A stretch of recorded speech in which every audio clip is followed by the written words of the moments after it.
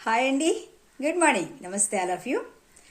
బాలాకు రాజు సమయంలో ఆ టైంలో ఒక ఇన్సిడెంట్ జరిగింది. బిలాము ప్రవక్త గురించి.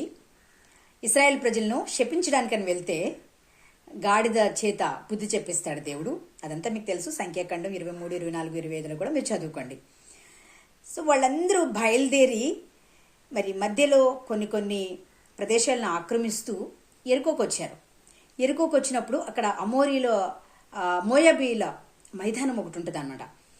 మనం చూసినప్పుడు ఇక్కడ మోయాబు మైదానంలో దిగిరి సిప్పోరు కుమారుడైన బాలాకు ఇశ్రాయేలుకు అమోరీలకు చేసినదంతే చూచాను. జనం విస్తారంగా ఉన్నందున మోయాబీలు వారిని చూసి మిక్కిలి భయపడ్డారనమాట. ఎందుకంటే ఇశ్రాయేలు ప్రజలు ఆశీర్వదించబడిన వారు. మరి ఆ భూతలాన్ని అంతటినీ నింపేస్తున్నారు.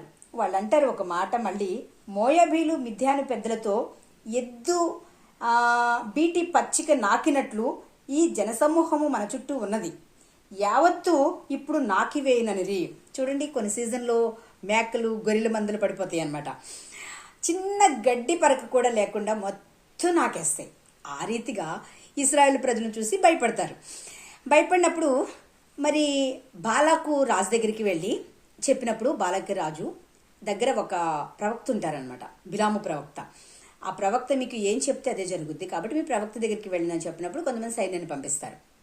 చెప్పినప్పుడు మరి ఆ రాత్రి అక్కడే వాళ్ళు బస చేసి అప్పుడు ప్రభువు దగ్గరికి వెళ్ళినప్పుడు ప్రభు అంటారు, నువ్వు వెళ్ళొద్దు, వాళ్ళు శపించడానికి నువ్వు వెళ్ళకూడదు అని చెప్పినప్పుడు మరలా రాజు దగ్గరికి వెళ్ళి మరి బిలాము రాలేదని చెప్పినప్పుడు బాలకు అంతకన్నా ఇంకా అధికారులను ఇంకా పవర్ ఉన్న వాళ్ళని పంపిస్తాడు రెండోసారి.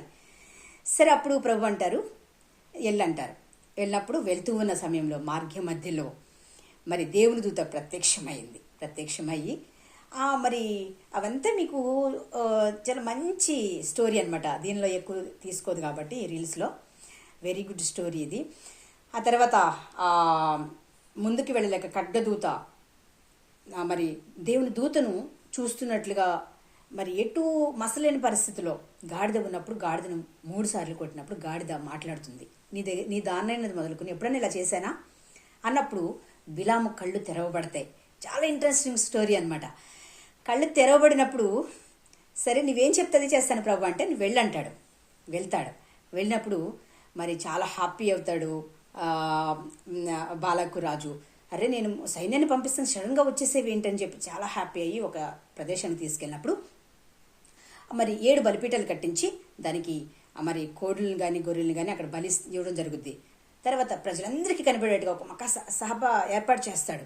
ఆ సభలో మాట్లాడడం స్టార్ట్ చేసినప్పుడు దేవుని పలికిన మాటలు మాత్రమే మాట్లాడాలి. ఇక్కడ కూడా చాలా ఇంట్రెస్టింగ్గా ఉంటుంది. ఆ మాటలు మనం చూద్దాం. దేవుడు పలికిన మాటలు తప్ప వేరే మాటలు చెప్పడానికి లేదు. ఇంకా అక్కడ దేవుడు ఏం చెప్తాడంటే చూద్దాం. ఫస్ట్ సారి ఏం చెప్తాడంటే మీకు సంఖ్యాకాండం 23 అధ్యాయంలో యెహోవా ఏమి చెప్పినని అడుగుగా బిలాము ఉపమాన రీతికి నేను బాలాకు లేచి వినుము, సిప్పోరు కుమారుడు చెవిగా ఆలకించుము. దేవుడు అబద్ధమాడుటకు నరుడు కాడు, పశ్చాత్తపడుటకు ఆయన నరమాత్రుడు కాదు. ఇది సెకండ్ టైం చెప్పాడు అనమాట. ఫస్ట్ టైం దేవుడు చెప్పిన మాట ఏంటంటే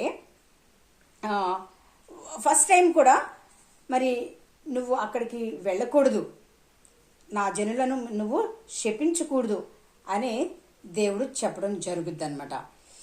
సో ఎందుకు ఈ మాటలు చెప్తున్నానంటే ఇశ్రాయేలు ప్రజలు ఆశీర్వదించబడిన వారు, దేవుని బిడ్డలు ఆశీర్వదించబడిన వారు. సో చాలామంది చెప్పుకున్నట్లుగా దేవుని ప్రజల్ని దూషిస్తే వారికే కదా నష్టం. అది ముందు మనం తెలుసుకోవాలి. ఇశ్రాయేలు ప్రజలను దూషించడానికి బయలుదేరాడు.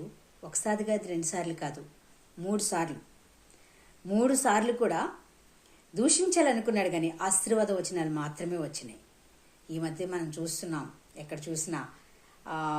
ఫర్ ఎగ్జాంపుల్ ఒక పాస్టర్ గారి గురించి మరి ఏదో పూలు గురించి చెప్పారు కదా, అది కరెక్ట్ కాదు. ఆయనకు అధికారం ఉందని సేవకుడు ఆ రీతిగా మాట్లాడడం తప్పే. ఎందుకంటే క్రిస్టియానిటీలో మన దేవుని నమ్మిన బిడ్డలుగా ఒకవేళ ఆ మినిస్ట్రీ వాళ్ళు పెట్టుకోకపోవచ్చు, వాళ్ళు వచ్చి పెంతుకొస్తు అనుభవం అనమాట. ఏముండవు, పూలు కూడా ఉండవు. అలానే పూలు పెట్టుకున్న వాళ్ళు ఇంకా అన్ని మినిస్ట్రీస్లో పెట్టుకుంటున్నారు పూలు, వాళ్ళు పరలోకం వెళ్ళరా? సో మీకు మీరు బోధించుకోవచ్చు, కానీ ఇతరులకు అభ్యంతరకరంగా బైబిల్ మా దగ్గర ఉంది, అధికారం మా దగ్గర ఉందని బోధించడం అది మాత్రం కరెక్ట్ కాదు. సో అవి 4 గోళ్ల మధ్య బోధించుకున్నారో మరి పబ్లిక్గా చేశారో తెలీదు, కానీ గోడలకు కూడా చెవులు ఉంటాయని గ్రహించాలి, గమనించాలి.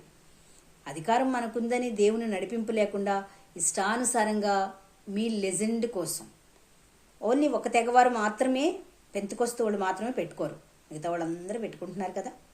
పండుగలు వస్తే పూలే, ప్రతి చోట పూలే, బాప్తిసం తీసుకున్న వాళ్ళు పూలే, దేవునితో మాట్లాడే, దేవుని నిరీదిగా చూసిన వాళ్ళు కూడా పూలు పెట్టుకుంటున్నారు. దానిలో తప్పేముంది? మరి దేవుడు నీకు చెప్పిన దేవుడు వాళ్ళకి చెప్పాలి కదా. సో మన టాపిక్ అది కాదు. సో ఇశ్రాయేలు ప్రజలను దూషించడానికి వెళ్ళినప్పుడు కూడా గాడిద చేత బుద్ధి చెప్పించాడు ప్రవక్త అంటే దేవునికి ఎంత ఇష్టం కదా. ప్రవక్త కళ్ళు అప్పుడు తెరవబడినాయి అంట. గాడిద ఎప్పుడైతే మాట్లాడుతుందో కళ్ళు తెరవబడి దేవుని దూతను, ఖడ్గ దూతను చూశాడు. దూతను చూడగలిగాడు అప్పుడు. సో అదనమాట మనం నేర్చుకోవాల్సింది ఏంటంటే, ఈ విధంగా దేవుని ప్రజల్ని ఎప్పుడు కూడా మనం దూషించకూడదు. Okay, thank you.